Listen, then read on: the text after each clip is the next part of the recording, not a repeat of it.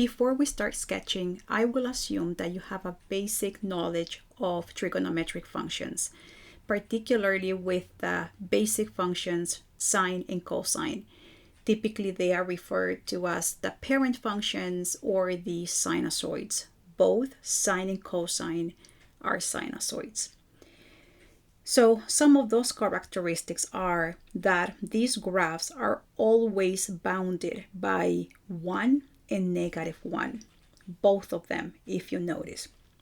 Another thing is that the sine graph always passes through the origin and then it increases as you move towards the right, whereas cosine begins at a high point at x equals 0.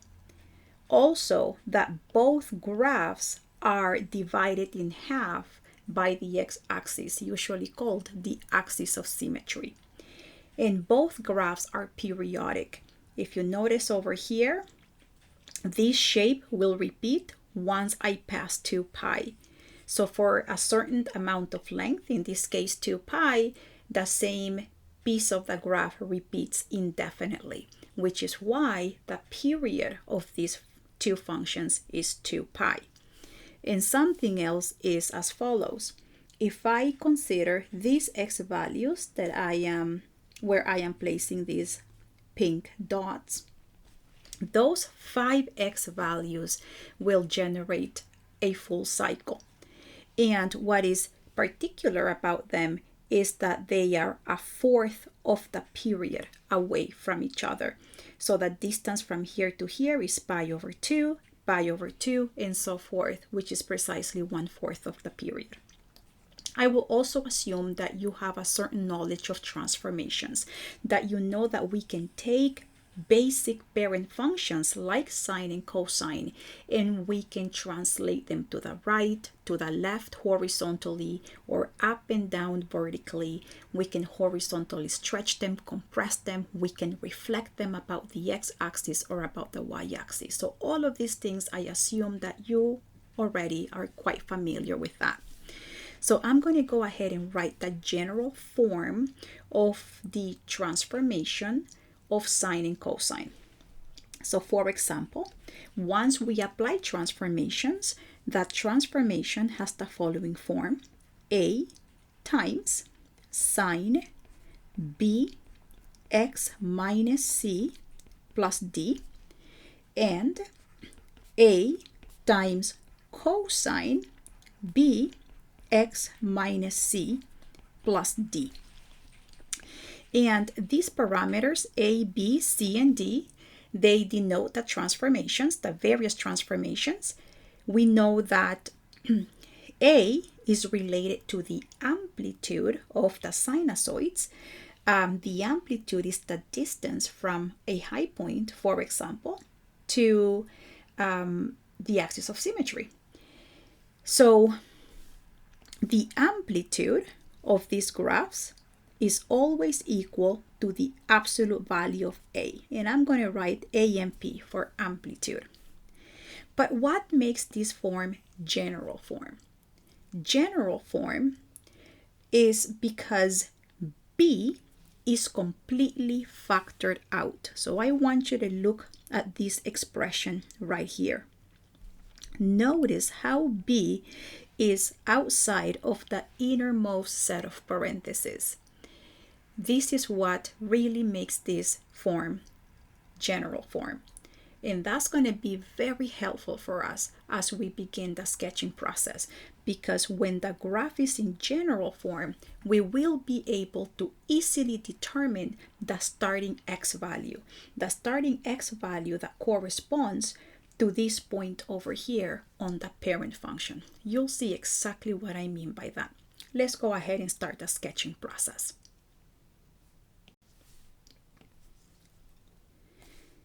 All right, so here we have an example where we have a function f of x in terms of cosine. And our job is to find the period and the 5 key values that will represent or that will give us a full cycle. Just like the 5 x values that we had just a few minutes ago in the previous discussion. And then we're going to sketch the graph. And I'll show you exactly how we're going to do this. So I'm going to show you a method that will follow a few steps, but those steps are always the same no matter what type of function you are given. Now, the first thing that I want you to notice is that this expression, this function over here, is not in general form because 2 has not been factored out. So this is the first thing that we must do. If the function that was given to us is not in general form, let's go ahead and rewrite it in general form by factoring b out. Here, b is 2. So we're going to have f of x equals 3 times cosine 2x minus pi over 12 plus 7. Now notice how nicely we factored that 2 out. So now the first step in the process is to find the period. I am assuming that you know that the period is equal to 2 pi over the absolute value of b. And remember that this is b right here. b is equal to 2. So now we're going to have 2 pi divided by 2. And when we simplify, we end up getting pi. The next step in the process is to find 1/4 of the period. This will be just pi over 4. And now we need the starting x value. We're going to call this x sub 0. The way that we're going to find the starting x value is by going back over here to general form. I'm going to highlight that in yellow, particularly this expression right here. I want you to notice that we have x minus pi over 12. So if x is pi over 12, this entire expression will be 0. So the value of x that makes this expression 0 is always your starting value. In this case, pi over 12. Pi over 12 minus pi over 12, 0. So pi over 12 is our starting value. And then to find the next value, we're going to take pi over 12 and we're going to add 1/4 of the period, pi over 4. So now we're just going to get a common denominator. And we're going to have pi plus 3 pi, that will be 4 pi divided by 12. I will not simplify the fraction right now. We're going to do that later. Then x sub 2 will be 4 pi over 12. This is x sub 1. If you notice the same value that we just obtained. And to that, we're going to add again 1/4 of the period. You always add 1/4 of the period. Common denominator, so that's going to be 12, and then we're going to have 4 pi plus 3 pi, that will give us 7 pi divided by 12. Then x sub 3, again we begin with the previous x value. If you notice right here, 7 pi over 12, and then to that again we add 1/4 of the period. We're going to get a common denominator, and we're going to get 7 pi plus 3 pi, that will be 10 pi over 12. Again, we will simplify the fraction later. And then for the final one, when you get to x sub 4, you will have had 5 x values, because remember, we're starting with x sub 0. Now we're going to go ahead and find x sub 4. We're going to take 10 pi over 12, add 1/4 of the period, get a common denominator, and that will give us 10 pi plus 3 pi, 13 pi over 12. Now, another important part of the graph is to find the new maximum and the new minimum. So the new maximum y value will be obtained by taking the amplitude and adding d to it. So in this case, the amplitude is 3 and D is 7. That will give us 10. And then the minimum, using lowercase m for the minimum, that will be D minus the amplitude. So then that will be 7 minus 3. That will give us 4. The new axis of symmetry is going to be the value of D, and the value of D is 7. So then that means that we're going to have y equals 7. All right, so now that we have all of these components, I think that we are ready to start putting the graph together. So with the scale, I'm going to go 1, 2, 3, 4 right here. And then for 5, 6, 7, that will be the axis of symmetry. And then 8, 9, 10, the maximum y value. I'm going to draw the axis of symmetry as a dashed horizontal line. I'm going to label the line as y equals 7.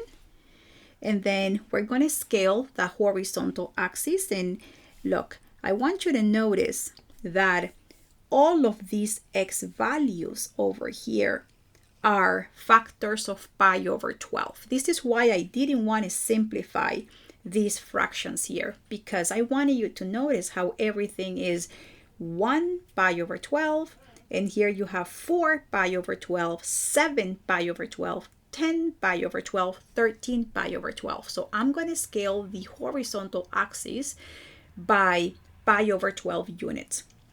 So for example, I'm going to go over here, pi over 12, that's 1 pi over 12, 2 pi over 12, 3 pi over 12, and then 4 pi over 12. At this point, you can simplify the fraction if you wish. And then 5, 6, 7 is the next one. So 7 pi over 12, 8, 9, 10 pi over 12, 11, 12, 13 pi over 12. All right, now since we have cosine and pi over 12 is the starting x value, we have to remember that cosine usually, actually not usually, always begins at a high point, unless there is a reflection about the x-axis. And because a is positive, there is no reflection about the x-axis. So at the initial x value, pi over 12, just like the parent function cosine, we're going to start at a high value. So we're going to start at 10. So then we're going to have our first point there at 10. And that happens when x is equal to pi over 12. Then cosine is such that a period later, it is again at the maximum. At half the period, so at 7 pi over 12, we are going to be at a low point. And at the other quarter values, we are on the axis. This is how cosine always behaves. And now we're going to start sketching and try to make sure that you have curves. You don't want to have lines. I mean, the sinusoids are curves. They're not linear. So you want to do everything possible to keep your curve as smooth as possible. Okay, so something like this, and put arrows on either end indicating that the cycle continues. So at this point, what you want to do now is to finish things up. Always make sure that you label your axis. This is the x-axis and this is the y-axis. And then if you wish to sketch more cycles, you can always do that. You can extend the x-axis in either direction. So if you want to continue, you can go 14 pi over 12, 15 pi over 12, 16 pi over 12, and you can build another 5 key values that will generate another cycle. In the same way, you can continue on the left of the y-axis if you so desire. Once you have this, then pretty much you have a cycle of your graph. Make sure that you include all the important components. You may want to talk about the range. You notice how now the highest y value is 10, the smallest y value is 4. So the range consists of all y values between 4 and 10. The domain is infinite, so all real numbers, unless you put restrictions on that domain. All right, I hope that you found this process doable. I believe that with practice, you will be able to follow all of these steps pretty quickly because the steps are pretty repetitive. Honestly, nothing changes. Once you take your expression and you put it in general form by factoring the b out, in this case b is 2, then you can immediately determine the initial x value, which is x of 0, and then from that you practically take off in building the other x values just by adding a fourth of the period throughout. Then you put everything together into your graph. I hope that you found this lesson helpful and that you feel a bit more confident sketching sinusoids. I am a true believer that consistent practice will help you perform all of these steps quickly and accurately. If you would like to see a video in the future on a particular math concept, please leave a comment and I will try to make that happen. Bye for now, everybody, and until next time.